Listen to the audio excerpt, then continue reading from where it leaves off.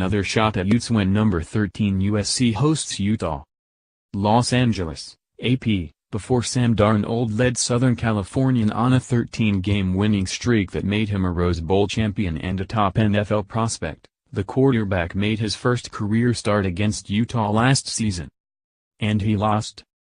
Darnold gets a chance to right one of the few wrongs against him on Saturday night when the number 13 Trojans, 5-1, 1-1, host the Utes, 4-1, 1-1, to decide the clear front-runner in the Pac-12 South.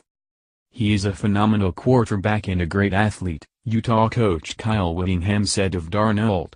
He is one of the best quarterbacks in the country, without a doubt. Darnold has rebounded thoroughly from his starting debut, which came last season under dire circumstances in Salt Lake City. The Trojans were off to a difficult beginning to Clay Helton's first full season in charge, and the coach replaced quarterback Max Brown with the promising prospect from Orange County.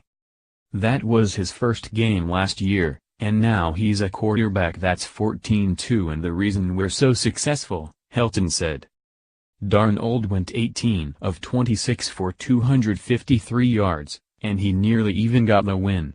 But Troy Williams led Utah on a 15-play, 93-yard drive culminating in the winning touchdown with 16 seconds left. Williams grew up just south of USC's campus in suburban Carson, and he made his first start of this season against Stanford last week in place of Tyler Huntley.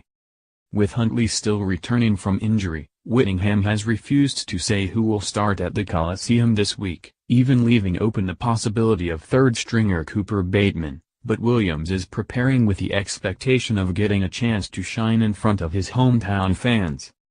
No matter who starts for Utah, Helton is aware of the challenges posed by another strong offense for the Utes, who have become near-annual contenders for the division title. They're more of a conventional animal right now, Helton said. I've thought about Utah in the past, and you really go in there saying, oh gosh, I've got to stop the run. When you look at this team, they're a lot more balanced.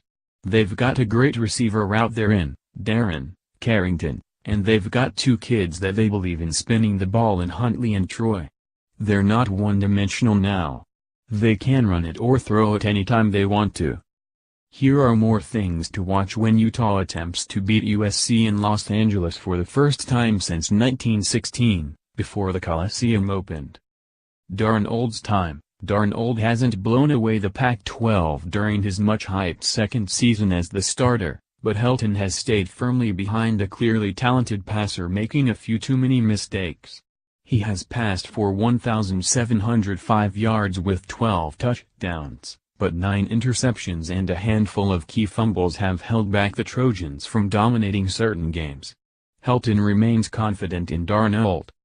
Bounce back. Utah is coming off its first loss of the season, falling 23-20 to Stanford. USC beat the Cardinal 42-25 at the Coliseum earlier this year. Whittingham wasn't thrilled with the offense as directed by Williams, who went 20 of 39 against Stanford. Coliseum control. USC has won 13 straight home games and its longest streak since winning 35 straight under Pete Carroll from 2001-07.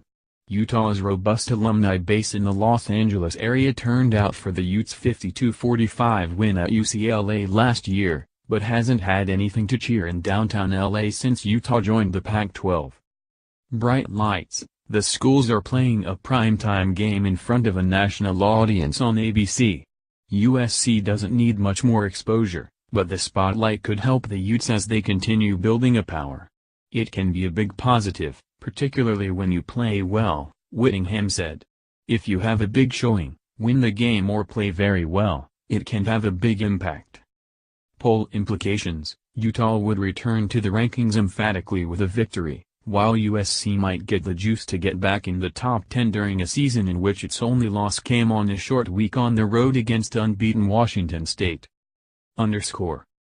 More AP College Football, www.collegefootball.app.org and www.twitter.com web link.